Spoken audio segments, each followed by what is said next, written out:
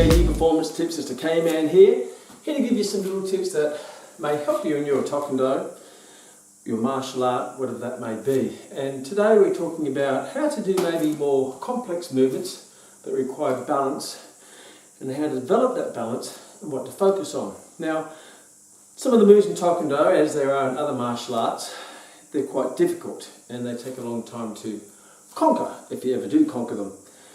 And sometimes you think, okay, what do I focus on? Is it strength? Is it muscular balance? Do I stand on balls or hang from ceilings and all these stabilisation techniques? And my belief is the best way to practice something, become great at it, is actually to do it exactly the way it should be done and work out ways to create the skill and the balance to do that. Now, for that example, doing a slow bending stance with a side kick, that can be quite a difficult kick to do fast, let alone slow. So how do you do it slow without losing your balance? Because a lot of people will, they start to lose their balance, or they'll balance off their foot, or they just can't control it. And I've been in that boat, and sometimes I still am in that boat, the rocky boat. But it's important to have, how can you say, the ability to go back to the bare basics to correct it and get it right. And I've been working with this with my pattern coach, Master Boner. We've come up with some tags or some cues or some points that you can focus on. It's like a tightrope walker who's walking across the rope and he's trying to keep his balance, and he has the long pole, and that keeps his balance. So when he's going across the rope, he's not focusing on his feet. He gets his feet in position by all means, but he's not working on the muscles in his feet to stay on the rope. He's actually using the pole to position him. So if he goes too far this way, he just lifts this end and that brings him back. And if he goes too far this way, he lifts that. He doesn't focus on trying to use the muscles in his foot to correct himself. He uses these outward trigger points to do that. And I found that quite useful in me doing a pattern, is finding what are those trigger points or those balance points to focus on that will take care of everything else. And I always look from the outside in, not the inside out.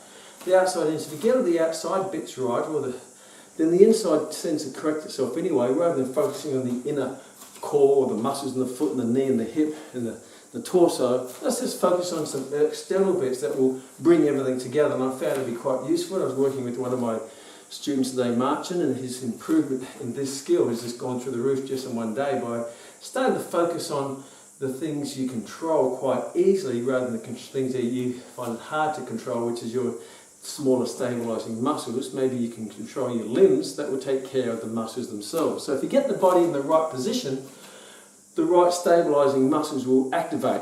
If you try to activate your stabilising muscles to get your limbs into position, it's almost very hard because those limbs are controlled by big muscles, not the stabiliser muscles. So use the big stabiliser muscles, or the big muscles that put your limbs in position. That will put you in alignment, so your smaller stabilising muscles will be in alignment and they'll fire correctly to keep you in that position. So I'll go through some tips. For example, for me, when I'm doing any form of kick, I always try to connect the hands with the foot. So these are like the pole. You've got two ends of the pole and you're using one to leverage the other, and they work together. They don't work independent of each other. So if I'm doing, say, a bending stance, first of all, I put tension in my foot blade or my foot, with my striking foot. So there's tension, it's not loose, it's actually tense. So I'm actually tensing it. I find that makes me aware of it and of its position. I also connect that tension to my hands. So they have to move together, right? Not independent of each other. So if I get them moving together in a synchronized way, the body will tend to just stay in its correct position. And if the body goes out of alignment, it's because my hands or my foot's going out of alignment. One's working independent of the other rather than with the other. So I focus, my point, I don't focus any of this. This will take care of itself. I focus purely on tension at the foot, so the foot blade, so it's not relaxed. And I focus on being aware of my fist. I'm not tense, I'm not tensing, but I'm aware there's a little bit of tension there, but that tension is connected to the foot. And when I bring it down to a bending stance, I don't bring my guard in too close, because that actually decreases my ability to stabilise. If I'm out here, right, I've got a bit of easier way to stabilise. If I've got a canoe which is only this wide, then it's easy to capsize. If the canoe's wider, then it's harder to capsize. So make sure you use your body position, not this, but bring it out, and you find that will massively increase your ability So a lot of people go down here and they go, oh wow, that's hard. But if I just open it up a bit, my hands are out, not in, they're out, and then I bend it down as my foot is coming up. So from here, my foot's tense, my hands are tense. I keep the two connected, my hands and my foot move together, there's tension in it, and I kick. And the body takes care of itself.